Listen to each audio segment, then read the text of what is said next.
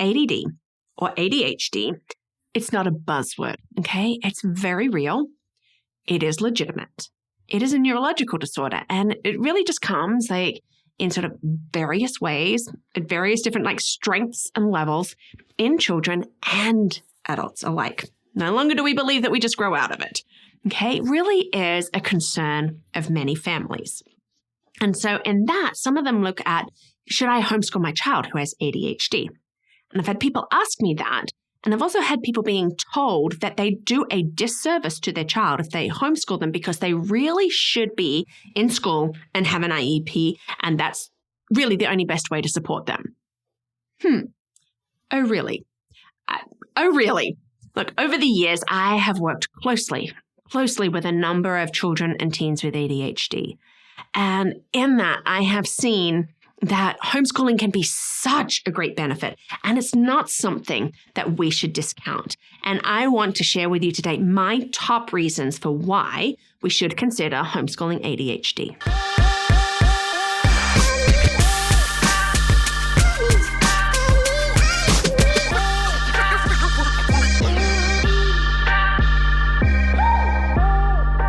And welcome to Learning Life, and thank you so much for joining me today as we look at ADHD and homeschooling. Should we?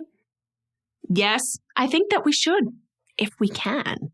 It really is. It's so interesting. I love looking at how the brain works, and having only worked with so many children and teens who are ADHD, neurodiverse, that their brain is thinking differently.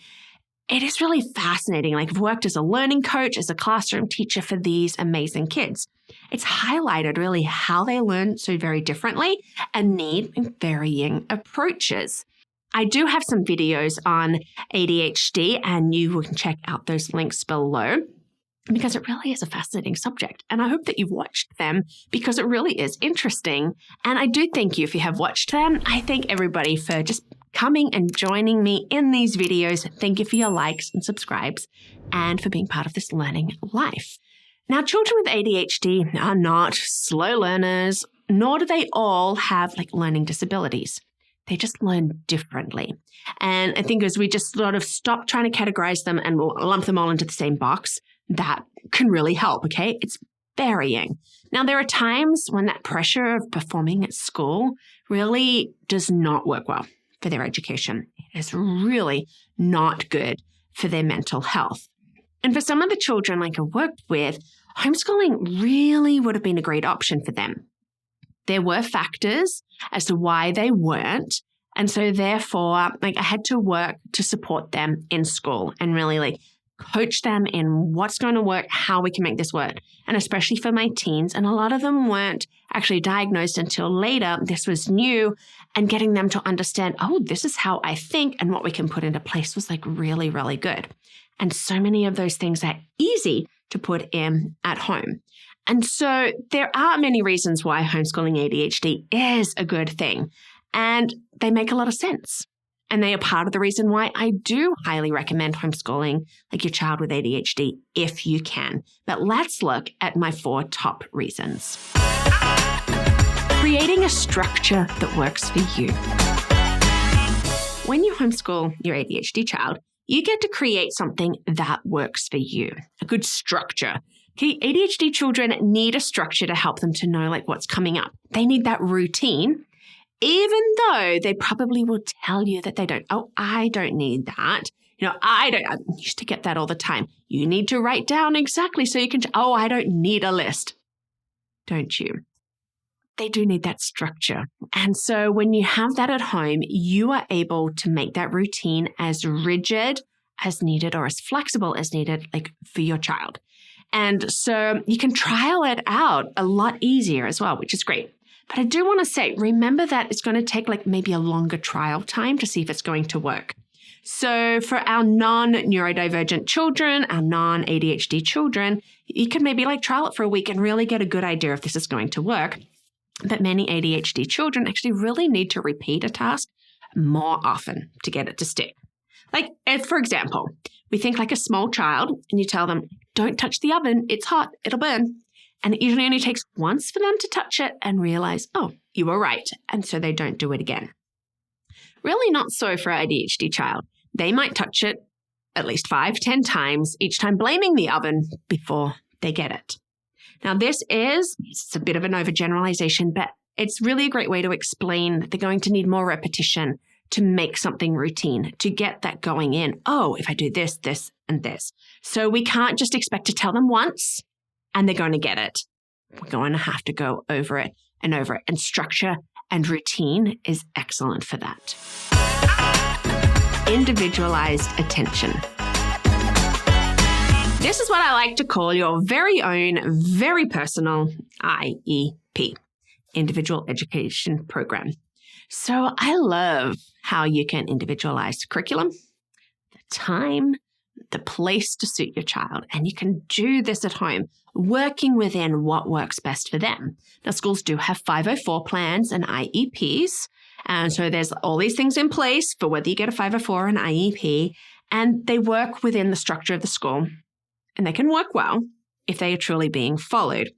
And I do say that, I don't want to run down schools, but I have seen children whose IEPs were not being followed because there's so many kids and there's so much going on, and it's just really hard and it's easy to drop a ball. That is nothing on the teachers. It just happens at times. But guess what? You don't need to have an IEP at home because everything that you're doing in every aspect is for your child and individualized to them. So if they were at school and would need extra time on tests, well, if you're doing a test or a quiz at home, give them as much time as they need. Okay, is writing answers frustrating them? Well, write for them or teach them how to use one of those wonderful programs that would take dictation. If they need movement, well, of course they can move and they won't need teacher permission to do so. So all of those things that could be on an IEP are so easy to incorporate in at home. It is truly 100% individualized and therefore something that you can make sure is going to meet what they need so that they can keep moving forward. Flexibility and freedom. Now, I know you're going to say, weren't you just talking about structure and they need structure and now you're saying flexibility? Well, yes, yes, I am. Because while an ADHD child does need structure and routine, you also need to hold that flexibility to change it up when they really need a break. They're going to have off days. We all have off days, okay? But an off day is one that you really don't want to push through just because the plan and the schedule said so. I have seen when ADHD children get overwhelmed and or fixated on things that you're really just going to have to maybe be able to go with that flow, make that change, and that will help them settle. Because an overstimulated and an overwhelmed child will only get angry, not do the work, and probably explode. You don't want that. You want that flexibility to change it up when you need it. But you also have that freedom to allow movement, which is necessary. Schoolwork doesn't have to be done at the kitchen table or at a desk. It can be done on the floor. Maybe an exercise ball will be better as a seat alternative. Change up which rooms you're in. Even being able to walk back and forth while doing a lesson can be so beneficial. Mini trampoline, jump on that, whatever it is. Homeschooling brings this freedom and it is beautiful. Your child needs to fidget, they can fidget. Let them move because it's only going to help their learning. Now, for many of my teens I worked with, they would have loved to have that freedom of movement. They felt that they were always getting in trouble for shifting in their seats or needing to walk around. And I hate that for them. I hate that they felt that they were getting in trouble for something that was just really innate in them. I've got to move.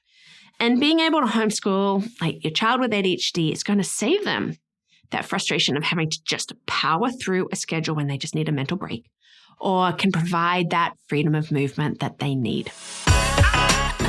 Reduced social pressure. Children with ADHD can have issues with making friends. And this is probably one of the hardest things that I've seen. And often that is really because they find it challenging to maintain focus during conversations. Their brain is elsewhere or it's reminded them of something and they're going down that rabbit trail. Maybe they're missing those important social cues. They might just appear disinterested and that turns other kids off. A large percentage of children with ADHD are actually considered socially awkward. And I really don't like that term, but it's really like, it's just awkward at times. Maybe they're blanking out on a conversation. I know I've done that when I've been like overstimulated, but for these children, it can happen. Or maybe it's the opposite and they're not blanking out and not engaging. They're actually just talking too much and not allowing others to have a turn. And then there's that often unspoken expectation to be like the child who sits still in class and does all the right things. I know as a teacher, there's at times like you just find it on your tongue and you just want to say, why can't you be more like them? Maybe even as parents, like we do that. Like, why can't you be more like your sibling? No, our children need to be themselves. Okay, it's hard, but for I need to fidget. And if you're in a classroom and you fidget, you accidentally bother those around you. And this causes friction.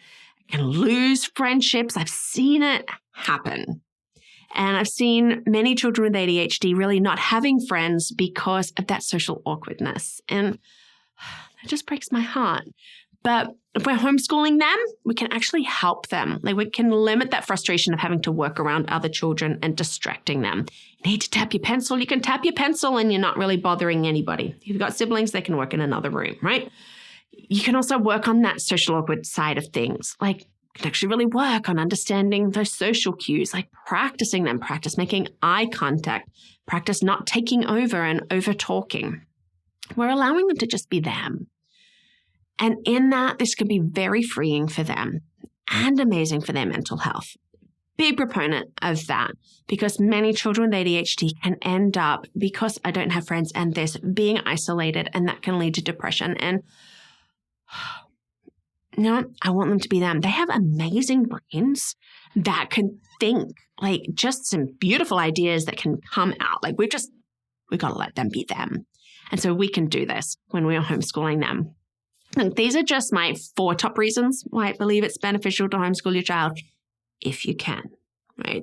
That's my little caveat, if you can.